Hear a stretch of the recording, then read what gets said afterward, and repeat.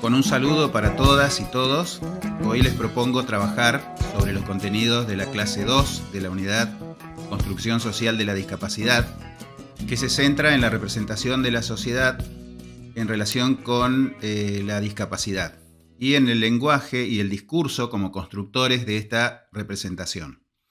Este contenido se compone de dos partes. En esta primera parte les propongo analizar la construcción del imaginario social sobre la discapacidad y sobre las personas con discapacidad y cómo fue evolucionando esta representación a lo largo de la historia. La representación de la discapacidad como fenómeno social ha transitado un camino condicionado o influido por estereotipos y prejuicios que han fomentado la marginación y la exclusión.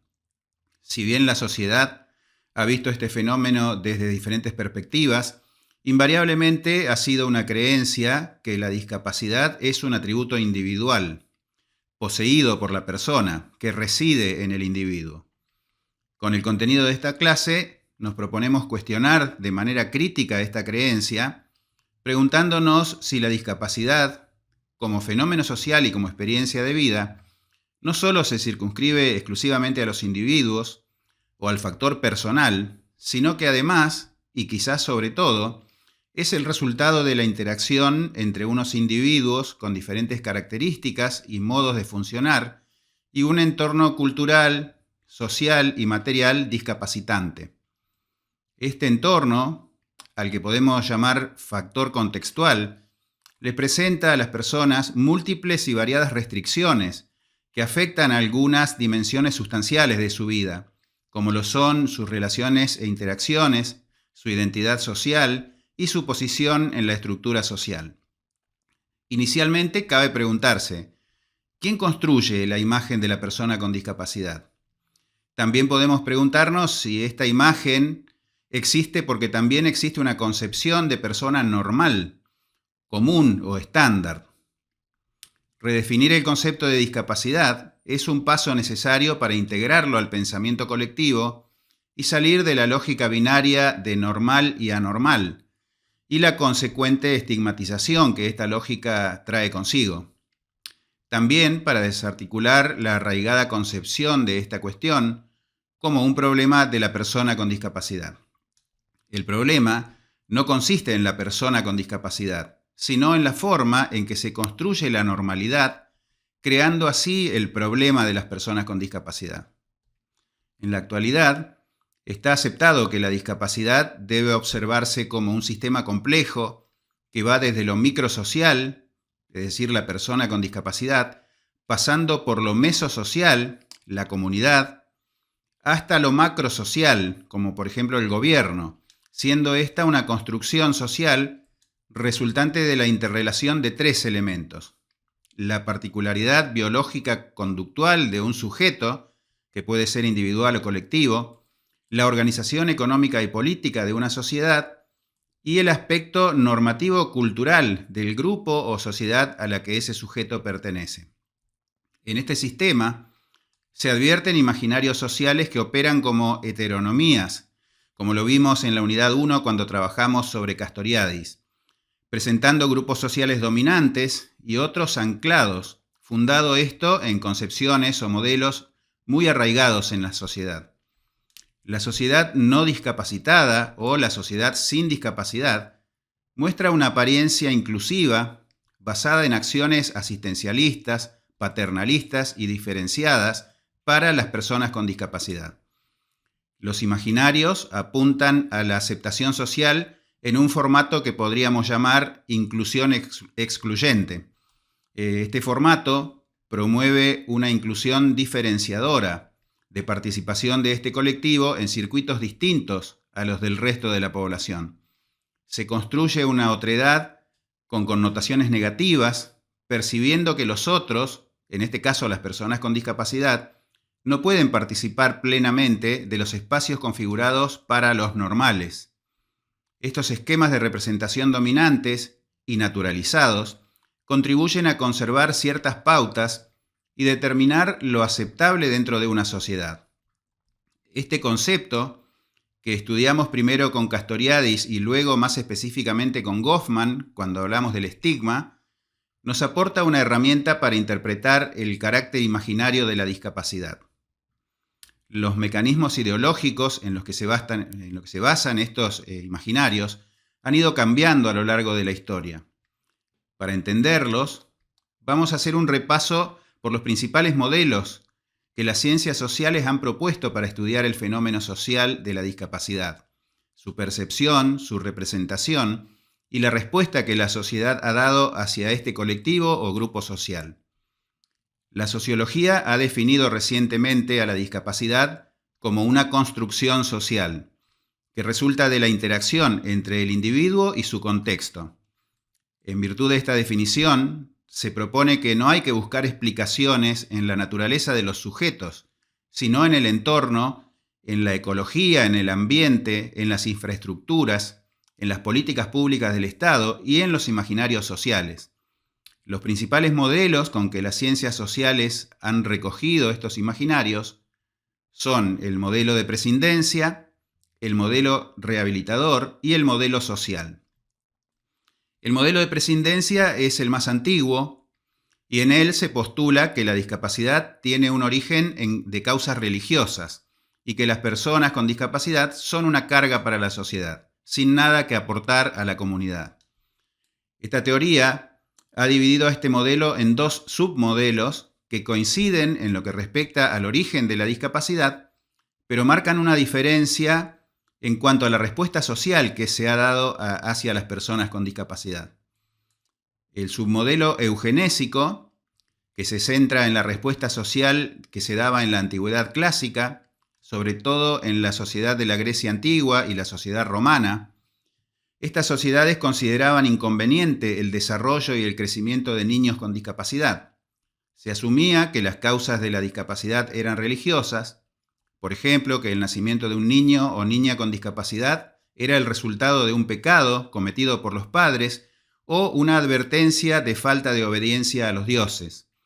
También, unido a esta idea anterior, se asumía que la vida de una persona con discapacidad no merecía ser vivida, ya que resultaba una carga para la sociedad.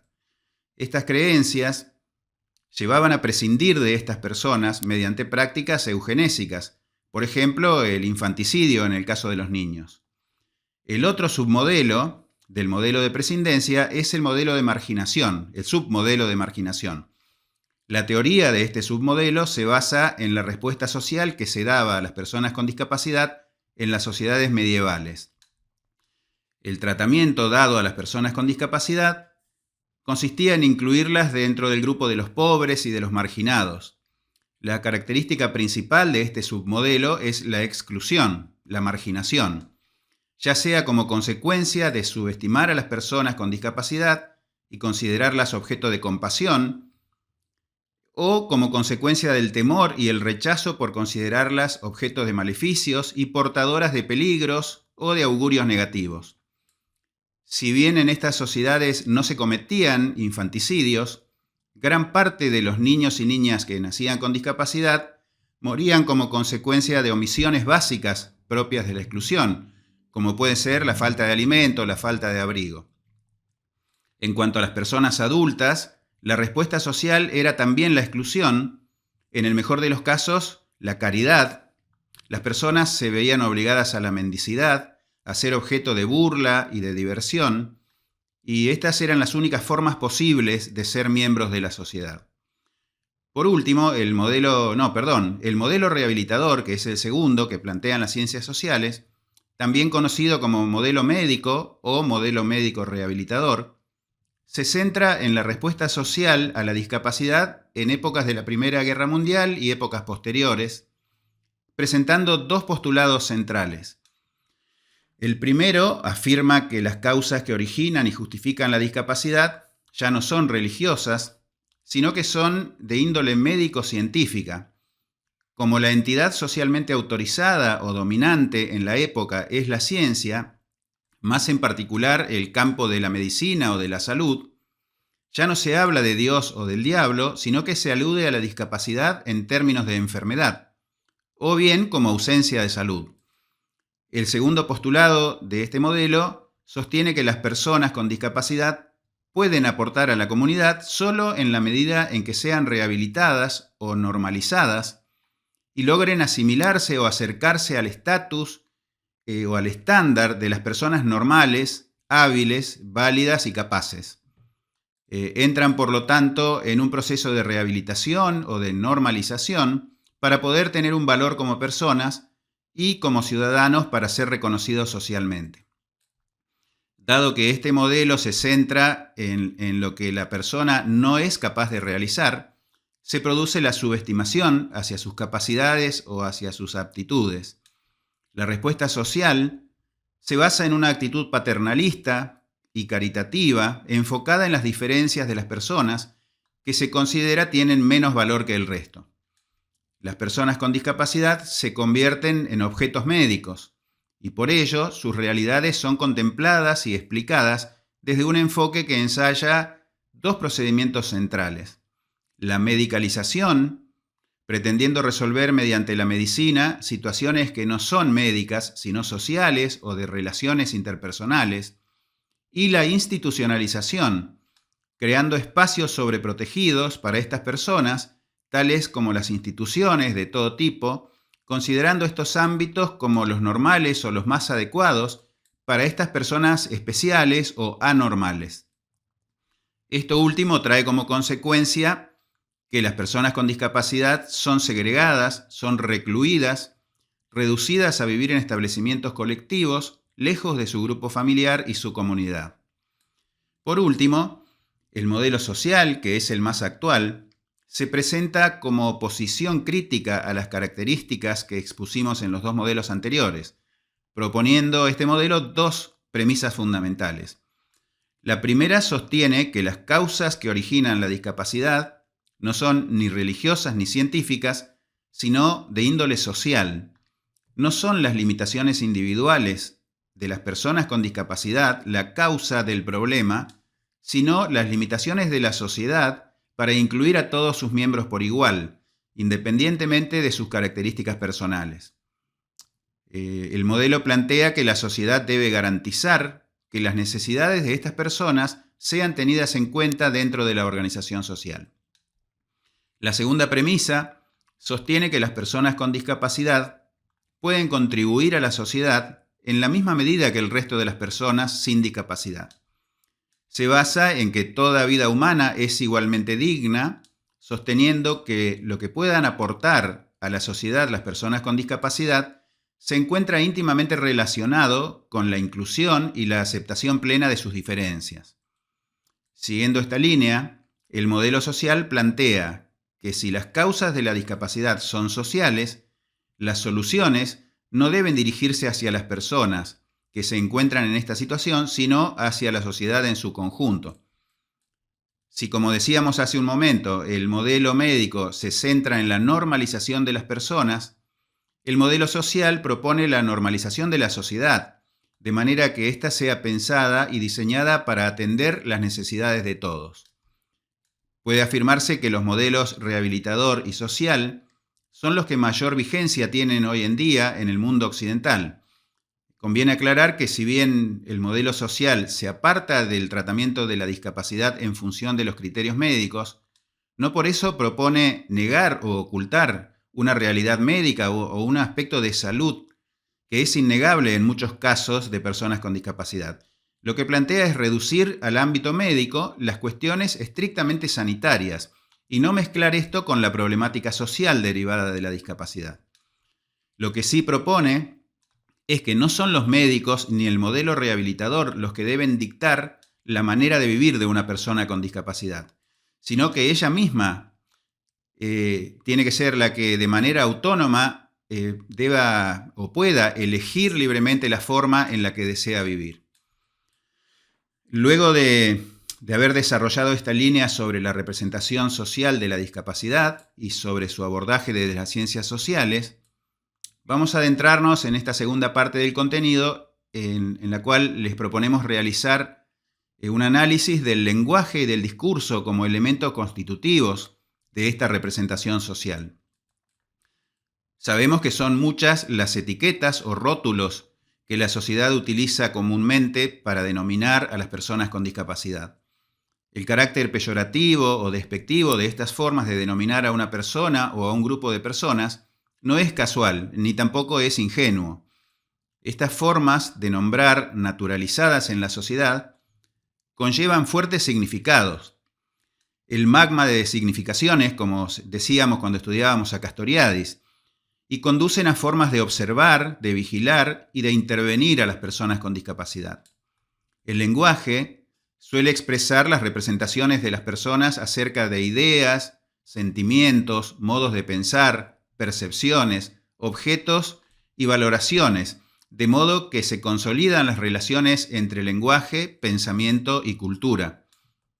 A lo largo de la historia se fue construyendo, y se sostiene aún, una especie de binomio normal-anormal, que puede interpretarse como el resultado de la propia historia cultural, política y económica de nuestra sociedad. Lo anormal se presenta como lo injusto, lo fuera de norma, lo no deseado, justificando relaciones de dominio entre grupos.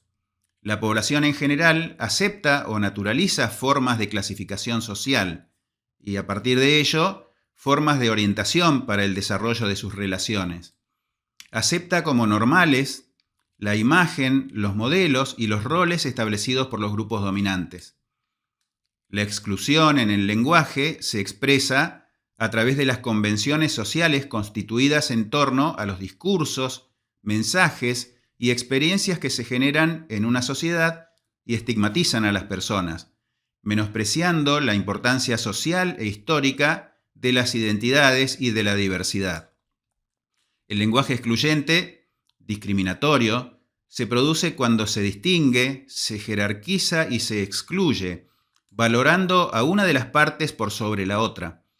El problema radica en que las representaciones y significaciones se asignan como un valor superior y universal, que desconoce y descalifica a la diversidad, al ser diferente.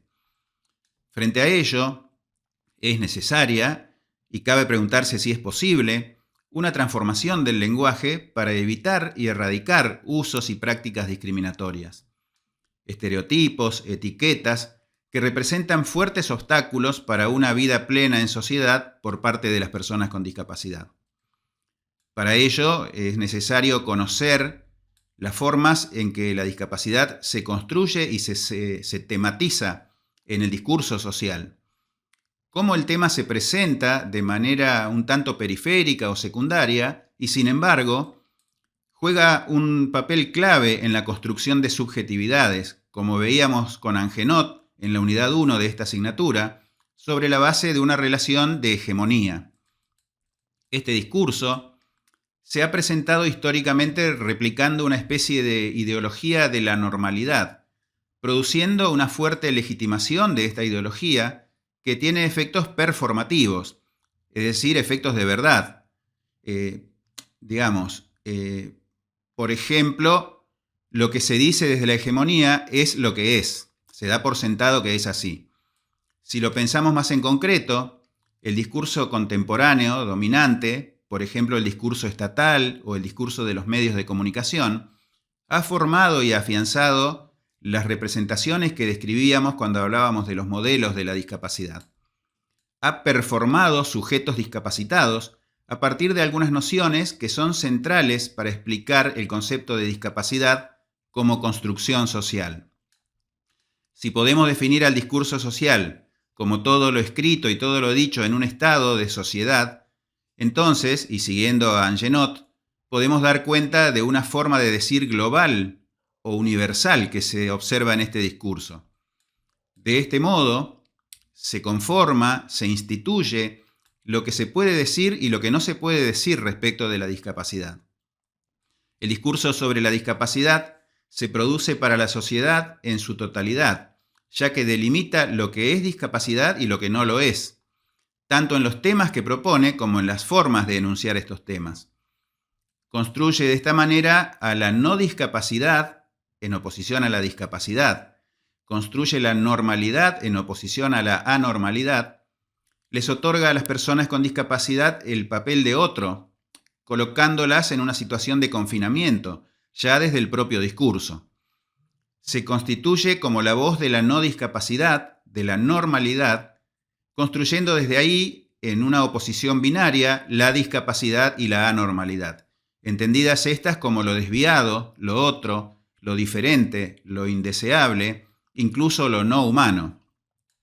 En definitiva, la hegemonía discursiva sobre la discapacidad ha consolidado en los últimos años la fijación en el déficit, en el cuerpo discapacitado, en el hecho individual, intrínseco a la persona, a la que se define como un objeto de asistencia, pasible de ser normalizada, de ser corregida, de ser rehabilitada. Por último, es importante mencionar los medios de comunicación que cumplen al menos 3 funciones sociales: informar, entretener y formar. Respecto a esta última función, es evidente que los medios son fuertes formadores de opinión pública, han sido y son empleados como instrumentos para influir en la sociedad, crear modas, tendencias, lenguajes y estereotipos. Son también formadores de la imagen pública de personas, de objetos y de circunstancias. En este sentido, influyen fuertemente en el concepto y en la imagen social que se tiene sobre la discapacidad y sobre las personas con discapacidad. Entendidos como factor de poder y formadores de discurso social, los medios fortalecen ideas constitutivas de cuánto valen unos y otros y de cómo se debe vivir según los juicios creados por los grupos dominantes. A lo largo de la historia, los medios han contribuido a consolidar el discurso hegemónico, reforzando y perpetuando la imagen de lo anormal, así como resultan protagonistas relevantes en la pugna actual hacia la construcción de una nueva forma de considerar socialmente a la discapacidad y a las personas con discapacidad. Para finalizar, esperamos que estos contenidos les aporten elementos de juicio para pensar críticamente acerca de la representación que tenemos como sociedad respecto a la discapacidad y también para incorporar herramientas para contribuir a un cambio superador desde nuestros diversos roles como miembros de esta sociedad.